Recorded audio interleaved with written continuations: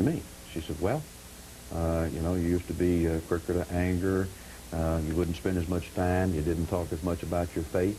What happened? She asked me what happened. And I said, well, as you get older, you learn from mistakes.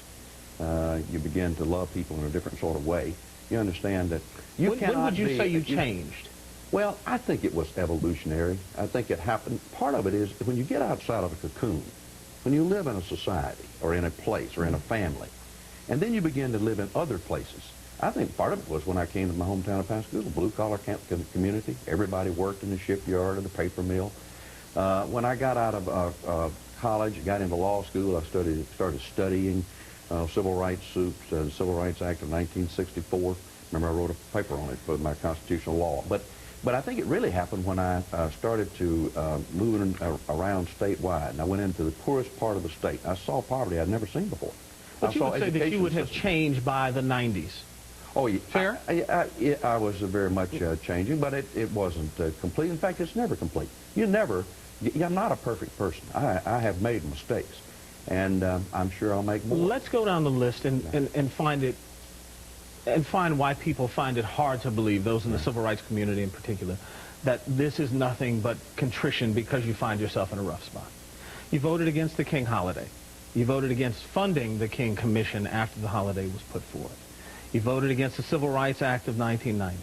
You voted against the Voting Rights Act, the extension of it, in 1992. There are a myriad of opportunities to say to the black community, you know what, I'm for you. NAACP, voting rights, civil rights chart here, they gave you an F. The Conference on Civil Rights, a failing grade. Your connection with the Council for Conservative Citizens, many see that as a white supremacist group.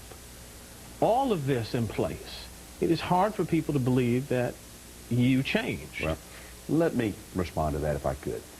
There are a number of things that I've done in recent years that I think would show that I have been changing. Legislation I've sponsored, bills that I've moved, but I don't want to, again, I don't want to give a list of litany. Let me talk about the issues you raised.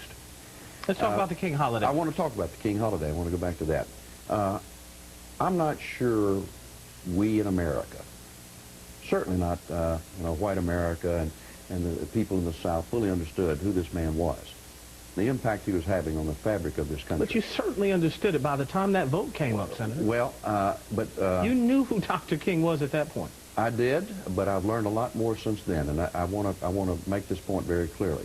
I have a high appreciation for him being a man of peace, a man that was for nonviolence, a man that did change this country. I've made a mistake, and I would vote now for Martin Luther King holiday. All right, let me do this. Let me take a break. We'll come back with more right after this.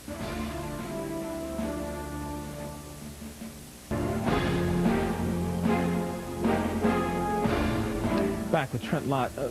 Senator, if we look at this in its totality, a man who clearly, as far as the civil rights community, voted almost lockstep against them in all of the legislation they felt would forward this country. When you look at the past that you've acknowledged, when you look at some of the verbiage that you've used suggesting in terms of the King holiday, the fact that we've not done it made a holiday for other people more deserving, these are your words. When you read those things, when you hear them, do you find a reason to believe it's hard for people to believe that, again, this is nothing but contrition? Absolutely, I do understand it, and it is a contrition. You know, there are explanations. You know, I have not been for creating more paid federal holidays that do cost $300 million or more. I was for consolidating the Washington and Lincoln birthdays into one. But that now pales in comparison to what needs to be done and how we can help to bring America together and along racial Why didn't lines. you come out before and say this? You know, why didn't you come out, as Strom Thurmond did at one point, and say, look, I'm a changed man. I was wrong in the past. This is how I'm going to write it now. Let me give you some examples. On the Voting Rights Act, you mentioned that. I've always felt the Voting Rights Act should apply to the whole country, not just to one region. I understand why that was true, but we should have it apply everywhere. And one of the things that I'm doing to try to atone for that is supporting election reform so that everybody has a chance to vote and have their votes actually count. And that's why I think we need to have fully funded election reform legislation. What about affirmative action? I'm for that. I think you should reach Across out the to board? people. Absolutely across the board. That's why I'm so proud of my own alma mater now, University of Mississippi, that obviously had a difficult time in the 60s and 70s, now led by an outstanding Chancellor, Robert Kayat, that has gotten rid of the Confederate flag, that has now has an Institute of Reconciliation, that has a leadership. Your votes in the past have not suggested that you were for affirmative action. I am for affirmative action, and I practice it. I have had African Americans on my staff and other minorities, but particularly African Americans, since the mid-1970s. I've had a particular program. But to have one-on-one staff, you understand the difference, though. To have a black on your staff and to push legislation that would help African Americans, minorities across the board are completely different. You know, again, you can get into arguments about timetables and quotas. Here's what I think, though. I think you've got to have an aggressive effort in America to make everybody have a chance. Harvard has a program where 1 in 3 of their students are alumni children. You know, you need to balance this out more. And I think that we should encourage minorities to have an opportunity across the board. And a number of states have done that in unique ways. University of Texas is one of them. Let me take another break. We'll be back right after this. Back with Senator Trent Lott. You were making an interesting observation just a moment ago on the commercial break. Would you share that? Hey, look, I have a lot of good friends, young African Americans, businessmen and women, people in my state that I have reached out to and helped and going to continue to help. And a number of them are speaking up about it. And it really hurts me now for people to have the impression that I don't really care. But you also you made the suggestion that you didn't believe that your voting record. Well, yeah, that's what I'm saying. My actions, I think, don't reflect my voting record. I have actually tried very hard to be an affirmative action participant, a person that believes in it. Your voting rights record is very much your action, though, Senator. Well, that's true. But I hope that, you know, and that now being said, don't you think that speaks louder? You know, my actions in directly trying to help individuals and schools and communities and education in my state and community development and infrastructure and to create jobs so that people can get up out of poverty and get a good education and get a job and be able to do more for their children. Isn't that a commitment that really matters? But, you know, let me go back to the point, the basic point. When I went to my home church on Sunday, the preacher talked about the seasons of life, the good times, the bad times, and a time for correction. There's a period where and that's the season you're in now. That's the season I'm in. So what do you do now with about 2 minutes left, Senator, to correct it for African Americans in particular, but for America, quite frankly? We're a better nation if all are included. I hope that maybe this bad experience for me, the mistake I made, will wind up helping lead to better relations and improvements. And will you take a closer look at the people you align yourself with? Absolutely, I will.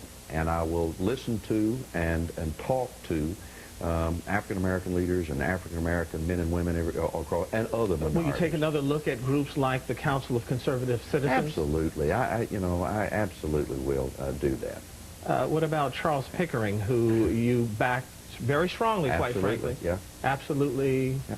I did back him because he is a fine man with an outstanding record who actually took risks with his own life to actions against the Klan. But you know where I'm going with that question. Sure. You would take another look at him now?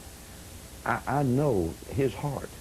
He is a good man and is not a racist or segregationist in any way.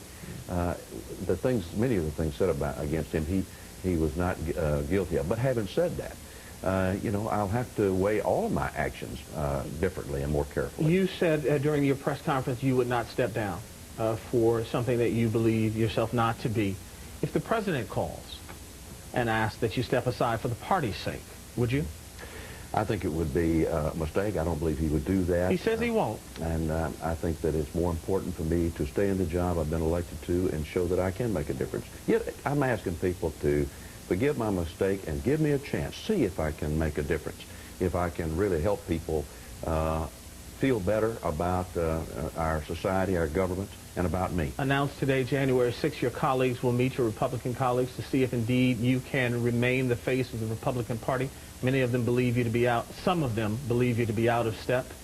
Do you believe you'll survive that? That meeting was one that I urged and supported, because obviously we've got to sit down and talk about this. You know, it's not enough for me to say we're going to do things differently. I've got to have my colleagues to join me. Yes, I do, because of what I'm going to say, what I'm going to do, and I think this actually can help us move an agenda that will be good for America, all Americans, equal opportunity for everybody, an improved society, and I'm going to work to make that happen. All right, Senator Trent Lott, thanks for joining us this evening. Thank you very much, Ed.